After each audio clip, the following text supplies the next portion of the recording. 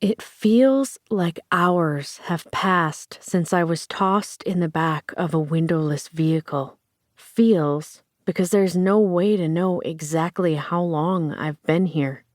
The duration isn't the only thing I'm in the dark about either. I have no idea what will happen once I reach my destination, how long my stay will be, or if I'll ever see Jarek again. Only two things are certain at this point. One, I'm on my way to Polaris. And two, Janice wants me for a snack. That's what his glares feel like, at least. When he climbed into the vehicle behind me and the door slammed shut, I experienced real fear for the first time in my life. Knowing I was headed to Polaris to meet Stark was bad enough, but learning Janice would be my escort added a whole new wave of horror to the situation.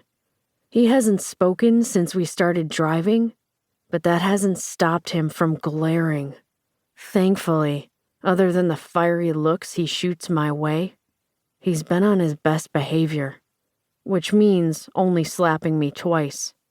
Considering my situation, I count myself lucky. My head pounds when the vehicle's tires thump over something, and I close my eyes against a wave of nausea. It hasn't eased. Add to that the fact that my tongue feels like a dried-out sponge, the constant ache in my head, as well as the painful throbbing in my body from my beatings, and I can pretty much say I've never felt so miserable in my life.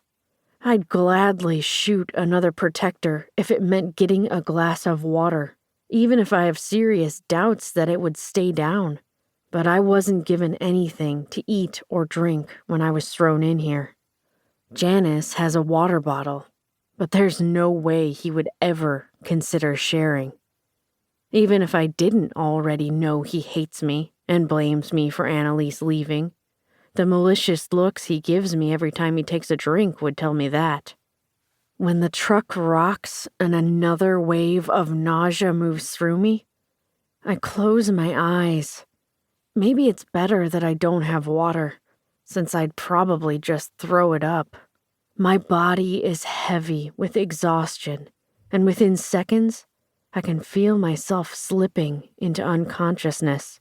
It's all I want right now, because when I'm awake, all I can do is worry about what's going to happen to me, about what's going on with Jarek, about the possibility of a hitchhiker on this quest that I didn't plan for or know about until after it was too late to make a different decision. I let the darkness engulf me, grateful for the break from reality. "Wake up!" Janice's growl is as rough as the hand that slaps against my leg. I jerk awake and sit up, looking around in confusion. The truck is still moving, so we haven't arrived. Why did he wake me? The evil glint in his eye tells me what I need to know. He's found yet another way to torture me. He must see the understanding in my eyes, because he grins. "We have a while yet." I want to ask how long until we get there. Want to ask how long we've been on the road. Want to know what's happening in the colony, and if the rebels have made contact. I want to know if Ransom and my mom made it there okay. I want to know if I will make it out of this alive. I say nothing, not wanting to give him the satisfaction. I asked a lot of questions in the beginning, after Ransom and Mom escaped, and I was thrown into the very cell we'd just rescued her from. Each inquiry was met with stoic silence. The protectors don't care about my growing panic or desperation to know what's happening with the people I love. They don't care about my discomfort. It's part of being in the society. To keep listening to this audiobook, I've left you a link in the description so you can do it. at no cost thanks to Audible's 30-day free trial.